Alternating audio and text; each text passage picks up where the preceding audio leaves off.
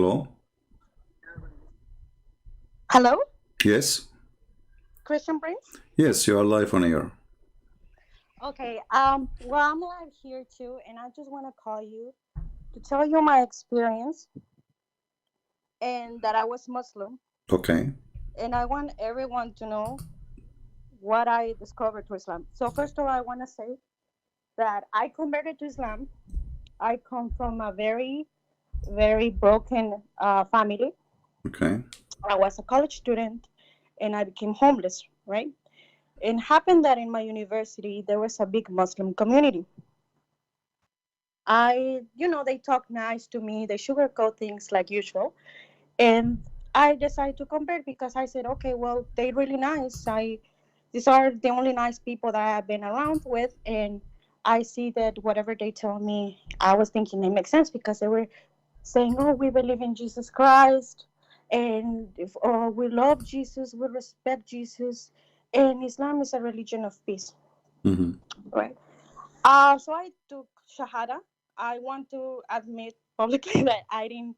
I took it without me having zero understanding what is Islam. I just went outside and jumped and said, "Okay, I say the Shahada." Mm-hmm. Throughout time, I noticed that when I became Muslim, everyone was very nice to me. Everyone wanted me to pray for them. Everyone was trying to help me. Everyone, and from was all sugars and rainbows until I started, praying at the mosque. People who come and fix my hands during salat Mm-hmm. and say, "No, you're praying wrong," or watching how every step I make, or the clothes I wear, and it was so uncomfortable at the beginning, right? Later on, um, I decided. Well, one of my friends, she hosts me in her house. But and her mom is Islamic scholar. She's a Islamic scholar. And no scholar, sorry, it's more like Islamic school professor. Mm-hmm. So and that she's from the Middle East, right? But I never, as I say, I never had any experience or contact with any Muslim people. So they taught me Islam, but the way that they taught me Islam was very, very aggressive. I didn't, I'm from Latin America. Mm-hmm. I want to say I'm Latina. And in my culture, of course, it's very natural to shake hands, to greet by kiss. So eh, they told me, they stopped me, and it's like, no, that's wrong. And I felt really bad. So how is that wrong? But they would just point me out things that I was doing wrong without telling me the reason. And I would feel bad because how can I? This is when I started to question things because I said, how can just a simple handshake gesture will arouse any attraction between the opposite gender, right? Mm-hmm. Even for job interview, no, you cannot. I ask. There's a lot of Muslim scholars who come to my university and do Holocaust and teach Islam. And I ask, okay, so how is it wrong to shake hands if you don't have a bad intention? And they told me an answer, like a solid answer. So from there on, things started. What was the answer? Oh, they said, oh, it's because we don't mix with the other gender. I said, but why? Is that because Allah knows best, and we know we're not supposed to be with them because you don't know each other's heart, so it can arouse attraction.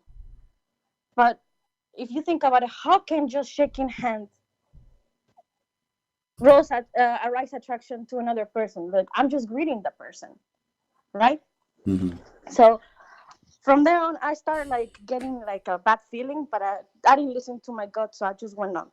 I just went on and tried to learn. I actually was really trying very hard to learn Islam, to pray, to memorize Quran, and to understand what Islam was, because everyone around my environment was very religious, very, very religious, and I wanted to be that way, like and uh, for for example, they would tell me you have to memorize Quran because when you die, they're gonna ask you who's your prophet, what you believe on. They're gonna tell me to recite the Shahada, and they told me to that I have to memorize Quran. And then I started asking myself, well, how am I gonna memorize something I can barely understand? But like sometimes I would do something and question myself. But as I said, I didn't follow my gut this time until I actually started reading the Quran.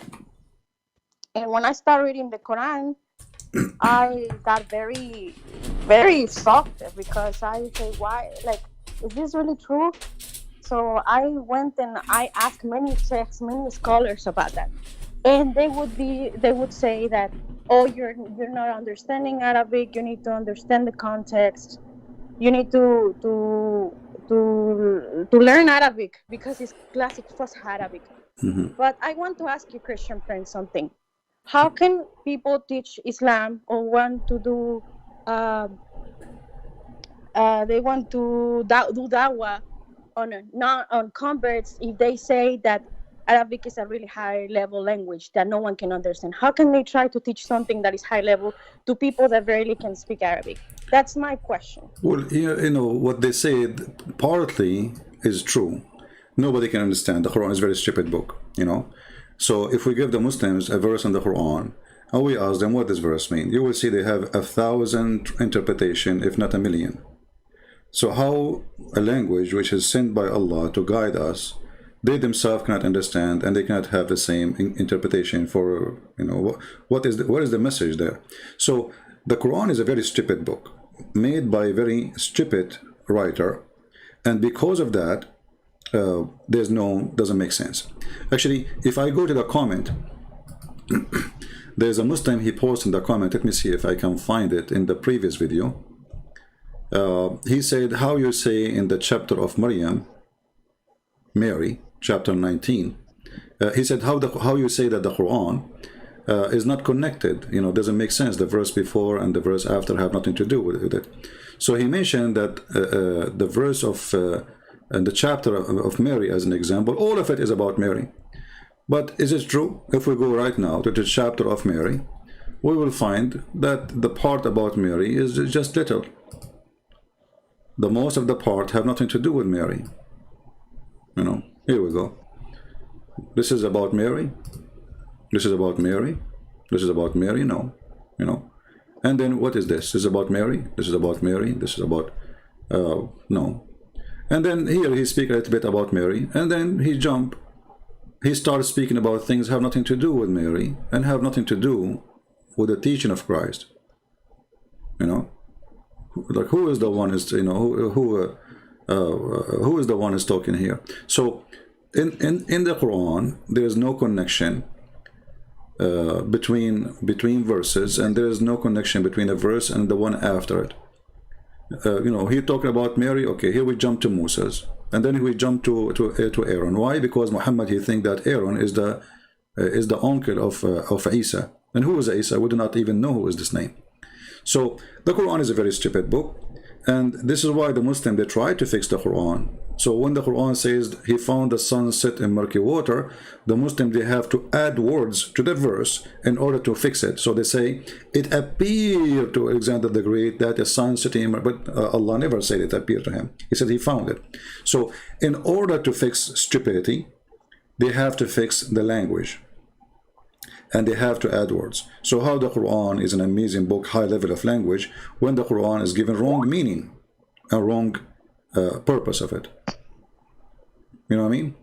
I understand. And this is my question, like, why they even try to do dawah? Like, if they know that there's something's wrong and they claim that the translation it's inaccurate, how in the heck they try to still convert people into Islam?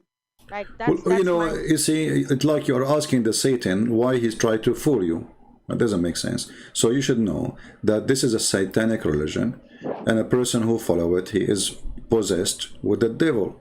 So his duty, they're a prophet. They have videos about a Muslim guy who made a Jew. I believe this is a fabricated story, but the sheikh is proud about it in YouTube. So he said, this is how we can, this is look how smart our brother here. So he said there is a Jewish guy. He is a neighbor to a Muslim. The Muslim guy, he keeps saying to him, why you don't convert to Islam? Convert to Islam. Islam is better for you, you know, etc. So the Jewish guy, he said, you know what, I don't really mind converting to Islam, but I like to smoke and I like to drink. The Muslim guy said to him, who told you you cannot do smoke and drink? You can. The Jewish guy, he said, really? He said, yeah, just say Shahada. Say Shahada. The Jewish guy, he said Shahada, and he became a Muslim. Now, the Muslim, he grabbed a cigarette to smoke. The Muslim, he said to him, you cannot smoke. The guy, he said to him, but you told me I can. He said, yeah, I said that to you before you said Shahada. So they are saying that this guy, the Muslim guy, he tricked the Jewish guy to save him. He lied to him to save him. This is a good lie. Islam without lies dies.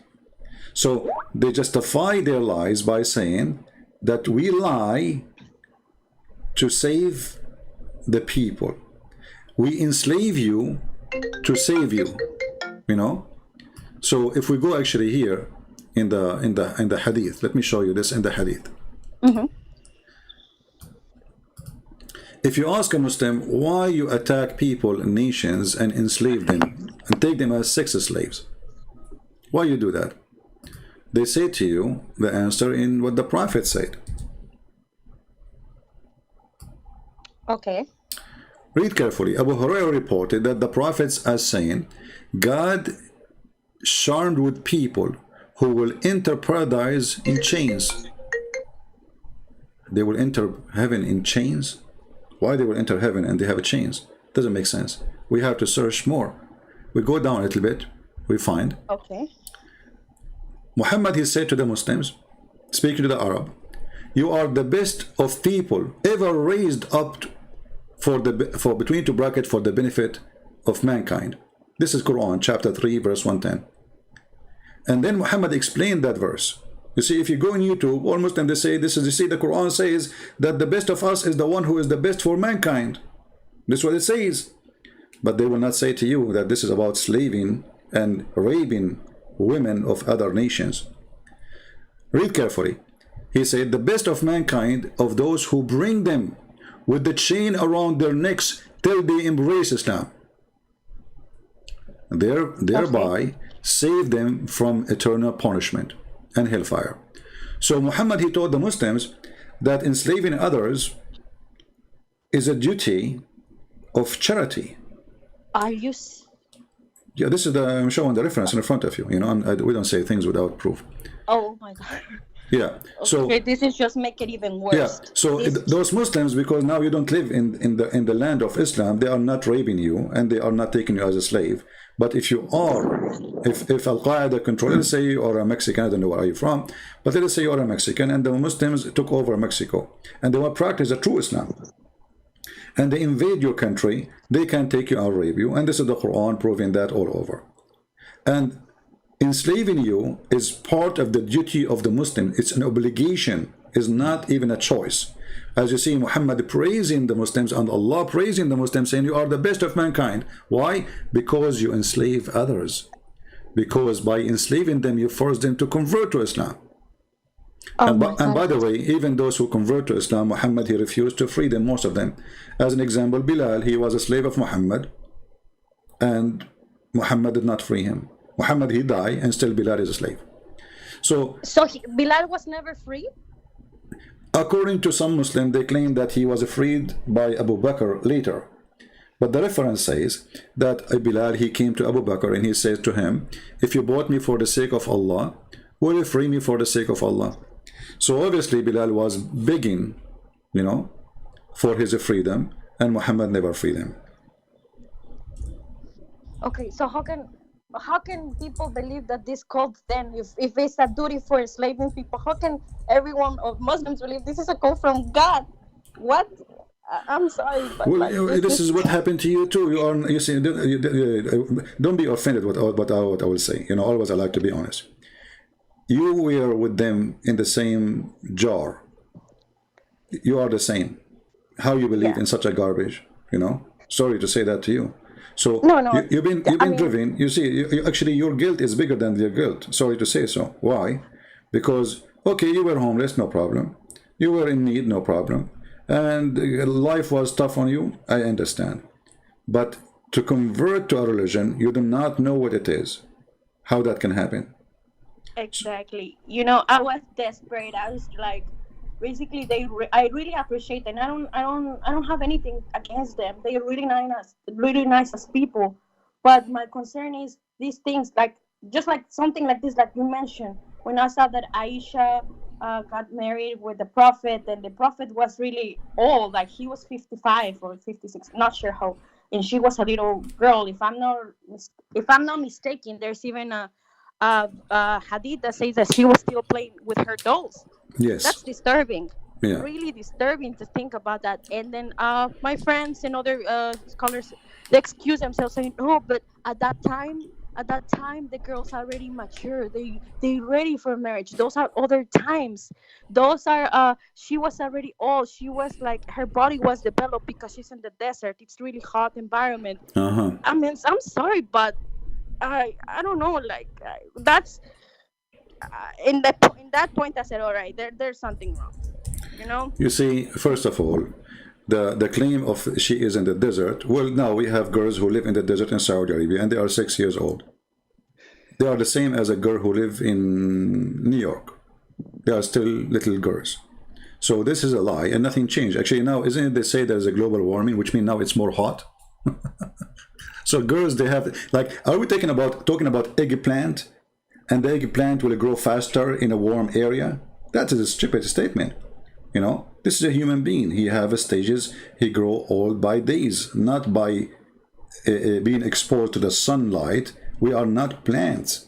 So this is a false answer for a false cult to protect a predator, sexual predator for children.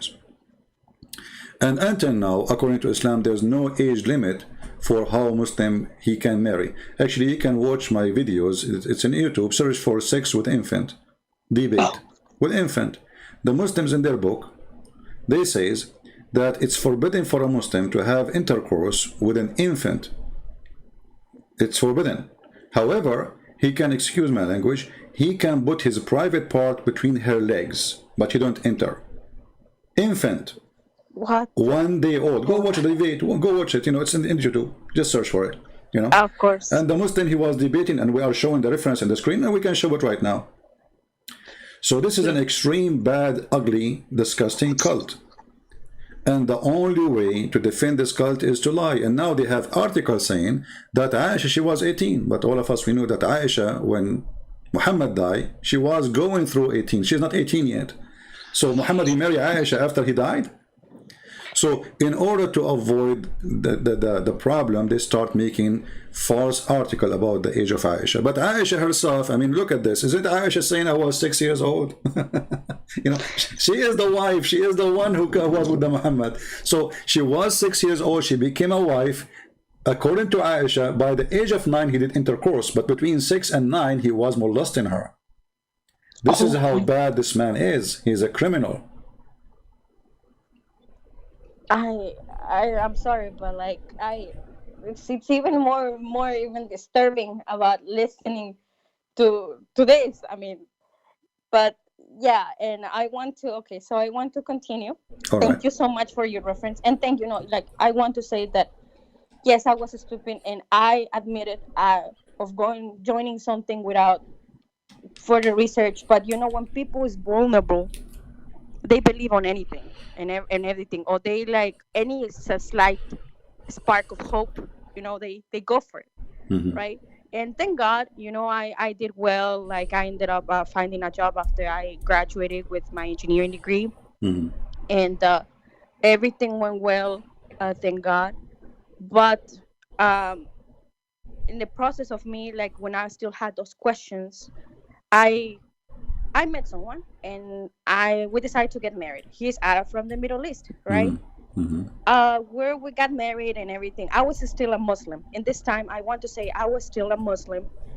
And he actually decided. He said, "Oh my God, I love you, and it's better for me to marry you because I wanted to marry a girl to convert her to Islam, but it's even easier because you're already Muslim."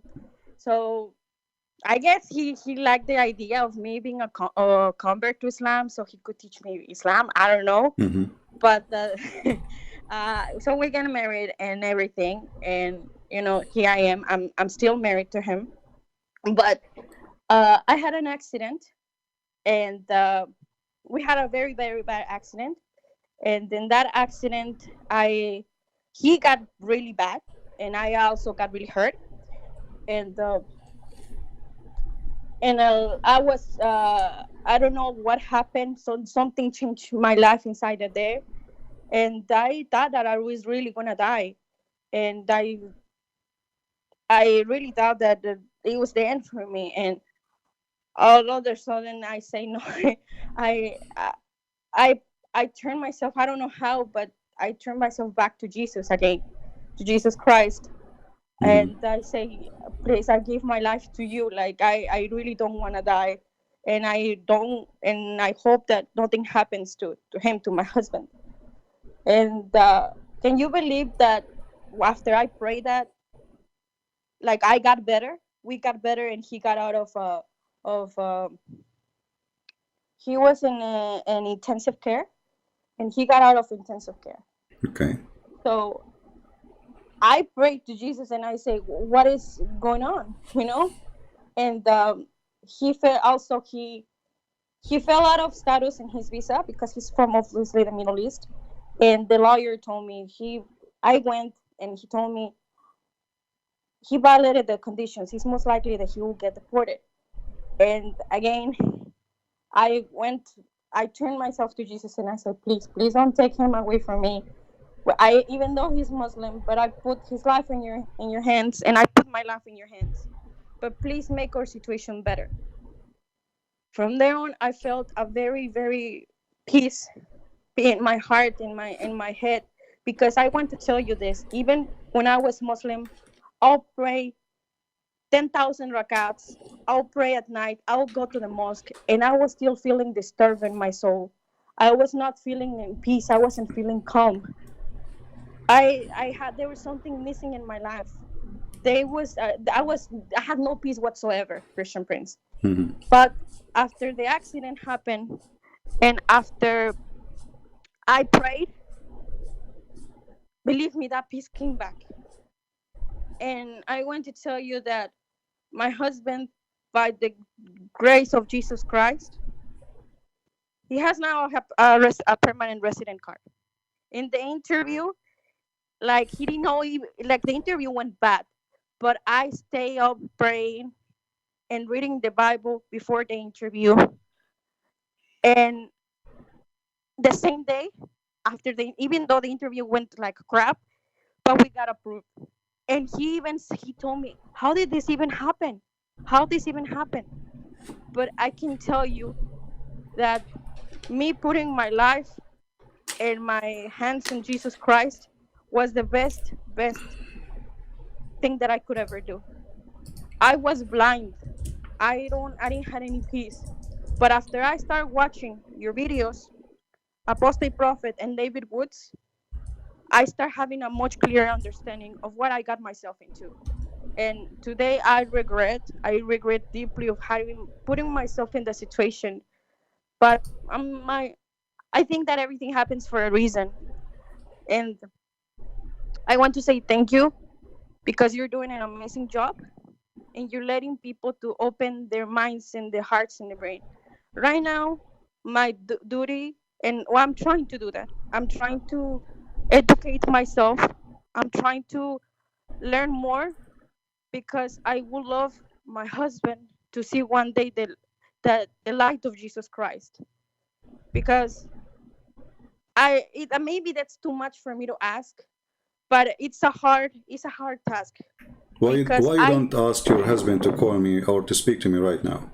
I already told him.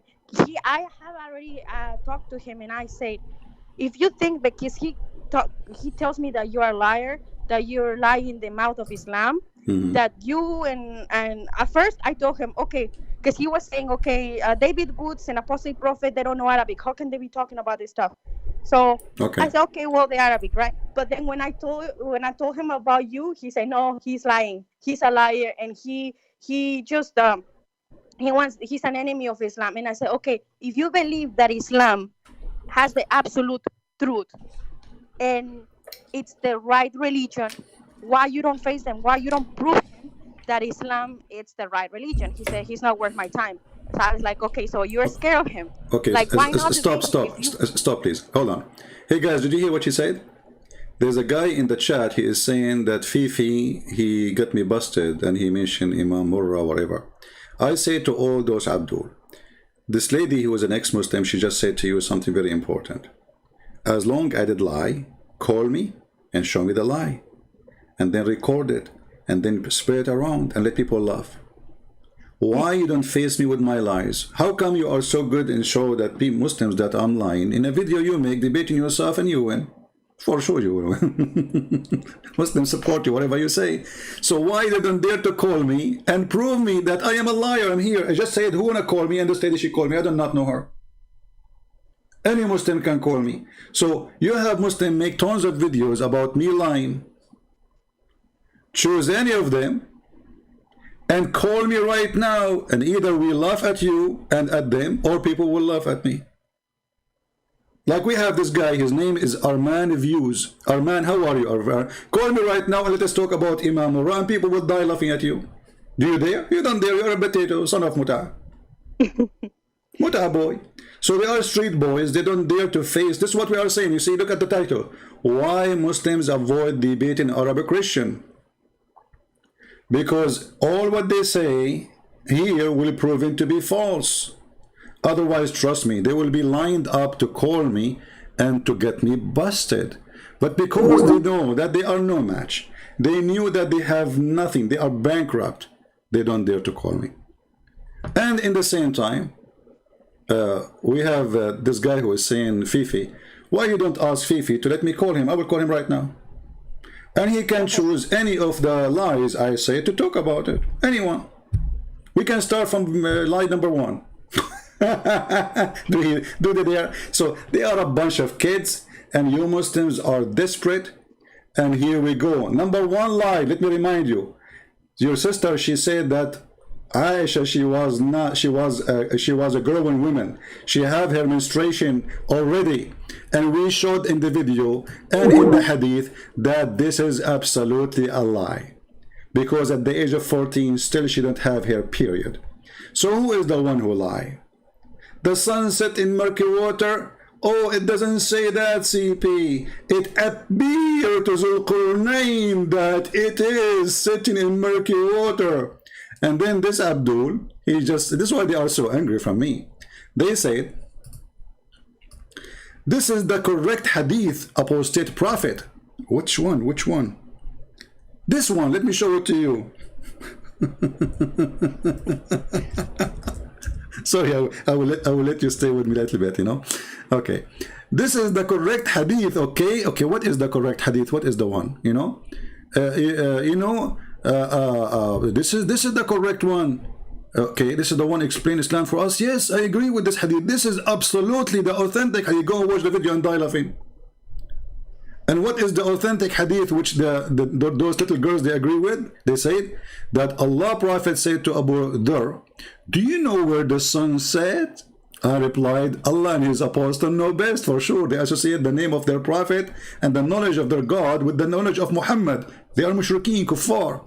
He said it goes and prostrate underneath Allah's throne. And Susu and Mimi and Fifi, they say, yes, this is correct. We agree with that. But this is what really, this is alone is enough to prove Islam to be shish kebab. As long as they agree, all of them about it, that this is authentic and this is the true and this is the hadith which is telling the truth. Your prophet teach that the sun goes every day from the east to the west and sleep and the, excuse my language, enter the butt of Allah. Oh. And then the sun will ask Allah for permission to go back. And then Allah, one day, will refuse because this is the judgment day time, and he will say to the sun, go back where you came from. So who is the one who is lying? Abdul's. Who is the one who is lying? Now you cannot say they don't agree. They said they agree with this hadith. And the video is there. They agree with it. They said, yes, this is the authentic hadith. Here the Prophet, peace be upon him, he respond to you. He respond to us? I Absolutely. want to Go ask ahead, something. lady. Or Go ahead, sorry. something actually. Huh? So I was making the comparison of Muhammad, right? My understanding is that he's a caravan rover. He had multiple wives. He was asking for zakat, not zakat, sorry, jizya, jizya, Mm. and these characteristics. If you think about it, oh, he killed people that went against him. Okay, if you think about it, these characteristics, I put it, I put Muhammad, and then I compare it uh to a cartel leader. That's what they do. They like Yeah, women. exactly, They exactly. go against whoever that kills them. And in Latin American countries, what they do is they ask for to business for tax protection money. Right. This is And if Islamic. you don't give it to them, you kill them. So that's what a cartel leader does, right? Actually, the mafia, the word A mafia, mafia. So mafia, the word cartel mafia leader, is whatever coming you from want to put. Islam. The word mafia, maybe you do not know. When the Muslims occupy part of Europe and they withdraw when they lost the war, then the criminals, they took over the business of the Muslims. So they come to the stores and they say, the same you used to pay to the Muslims, you have to pay us to protect you. The Muslims, they force you to pay, otherwise pay or die. So the mafia started with Islam. Even the word mafia is an Islamic. The word assassination is coming from Islam. This is coming from the word from the person. His name is Hassan al-Hashash. He's a person who built a castle, and he give drugs to the Muslims, and then he send them. He sent a letter to the princes or rich people saying, pay me or die. And if you don't pay him, he will send one of his elected to assassinate the person because he refused to pay. This is exactly Islam today. Islam today, convert or you die. We will send you a person to stab you. Just yesterday, a Somalian person, he stabbed 4 Italian women and a child, he is 6 years old. Go search the news. So this is Islam. Islam is a religion of assassination. It is a cult. It is about sex. And if we ask Muslims, and those who are proud about their prophet, if we go in the Quran right now, we will find that Allah, He made a chapter or a verse in the Quran about the private part of Muhammad and how to make him happy. And this is only a privilege to the prophet. And what is the privilege saying? That Muhammad, he can sleep with all those women. In the top of that, any woman she can offer herself to the prophet to sleep with him. What does have to do with God? A person already have tons of wives and he have tons of sex slaves. Why he need women to offer themselves? And those women, if we go and read the interpretation, it says that if a prophet, his eyes fall into a woman, and even if she is married, her husband must divorce her immediately. What kind of a prophet this prophet is if his eyes fall into a woman? Like now you are married to this Muslim guy, right? Mm-hmm. So if Muhammad come to your house and he like you, your husband must divorce you so the prophet, he can have you. And trust me, your husband, What he will. the? Don't say bad words, please. I'm sorry. And Sorry, your husband, he will do it happily. He will do it happily. And tell your husband, what about you call this guy and ask him to challenge him to show us what he just said about if Muhammad, he saw me, you have to divorce me so he can have me. Tell him why you don't dare. Just ask him, show us on the screen. Don't debate the guy. Tell him, I challenge you to show me that the prophet, Islam teach that. And the prophet, he do that. Actually, he did that to his own son. He went to the son, that's his own son, he flirted with the wife, and all of this is in their books. Every single word we just said, it is in their books, and any Muslim can call me and prove it wrong. I will give you a few minutes to finish your story, my friend, and Thank we you so continue. much. Okay. And I'm sorry, I didn't mean to curse. It's just that It's all right. I was very shocked to say. I mean, honestly, like it's horrendous. Like I have no even words to say it, but like, how can like that how can that even be called a religion? Like, how can I'm sorry, but like, any Muslim is willing to give their wives to the husband just because he says so? Please tell me, where is the spirituality, the God part in there? that's not. Oh my God! I'm sorry, Christian, please. Well, I'm even you know more what? mad. I will do something. I will send you a link in Arabic, and I want you to tell him. Can you read it for me? Please send that to me, please. Yeah, tell him. Are you proud about your prophet? And by the way, you do not need him to translate because you can use Google Translation. You know what I mean? You do not need him Okay. because if he tried to lie to you and says it doesn't say that, get him busted. Say, hey, listen. Let us use Google Translation, and this is your official website. I can give it to you. Actually, let me give it to you from the official government website of the Kingdom of Saudi Arabia. So he will not say, oh, this is a website, anyone can make a website. This is government website. Let us go there. Here we go. This is the official government website of the Kingdom of Saudi Arabia, and this is the link. I will give it to you in Skype.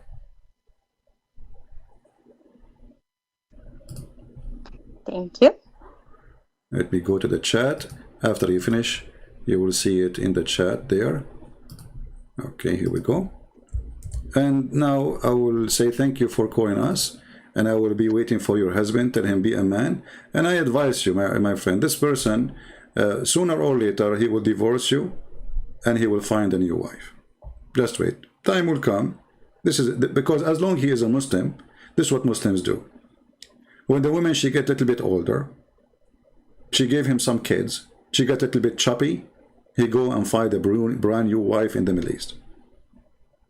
As simple as that. I'm just sharing the truth. Even their prophet, he said, why you marry a previously married woman? Why you marry a woman, she is not a child? And I can show you the reference right now. Muhammad, he encouraged them to marry children who they are virgins, so they can be amused by them and they have fun. This is the reference in the front of us. You see, this is the story. A man who married a woman previously married, or let us say she is not a virgin. So according to Muhammad, the correct thing to do is to go and find a little child. She is a baby, and to marry her and have sex with her. And here you see, actually, because if you say to you, oh, it doesn't say she is a little girl, it says that. It says the guy, he said, he answered the prophet, he says, the reason I did not marry a child, a young daughter, a young girl, because I want a woman to take care of my orphans. My brother, he died, and I needed a woman who should take care of them, not a girl like them. And let me give you the reference too for this one, so you can show it to your so-called husband. You know, by the way, I don't know, you said you are a Christian. A Christian cannot marry non-Christian. I'm sorry, by the way, I want to say that I had no idea about that because I was Catholic. My background is Catholic, but now I'm Christian. So I didn't even have a I'm not clue asking you to about it. divorce the guy. I'm saying, according to the Bible, a Christian woman, she cannot marry a non-Christian. However, you left the faith, and when you married him, you were not a Christian. So, you know, that can let it go. But this is, in Christianity, this is not married, because Muslims, they don't marry. Muslims, they have sex contract. It's called nikah. Nikah means the F word. So you sign a contract that he can excuse my language. He did not sign a contract he can marry. There is no marriage in Islam. This is why they are encouraged to start with 2 and 3 and 4. And actually, according to some, there is no limit. But if you could not do that, you go for 1, which means Islam did not say you start having sex with 1 as a wife. Islam start with having sex with 2 and 3 and 4, etc. And if you could not do all of those, then you go to the bankruptcy, which means you sleep with 1 only. That is not marriage. A person who believes that he can have many women, obviously he don't believe in marriage. The more that you tell me about this, the more it's disturbing and sick it gets. Well, I'm here to share the truth with you. You know, I don't want you to disturb your life as a person married to this person. Maybe you know, but you see, from what you said to me, he sounds like he is not decent with you, because If he is saying Christian Prince is lying, tell him, can you show me the lie? I will call him, record him. He don't call me. Record him. Record him. Say, hey, Christian Prince, you lie about this. You call me. You play his voice. We open it and we see who's lying. Okay. You know? And let us see who's lying. All right. Thank you for calling me, and Thank God you bless so you, much. and we pray for you. Before you end the call, please keep doing what you're doing. You're awesome, and we need more people like you in this world. Thank you so much. Thank you. Take care. God bless. Have a wonderful day. Bye. Bye-bye. All right.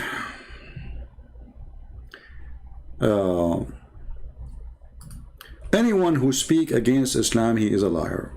Zakir Naik saying the earth was not covered by water is not a liar.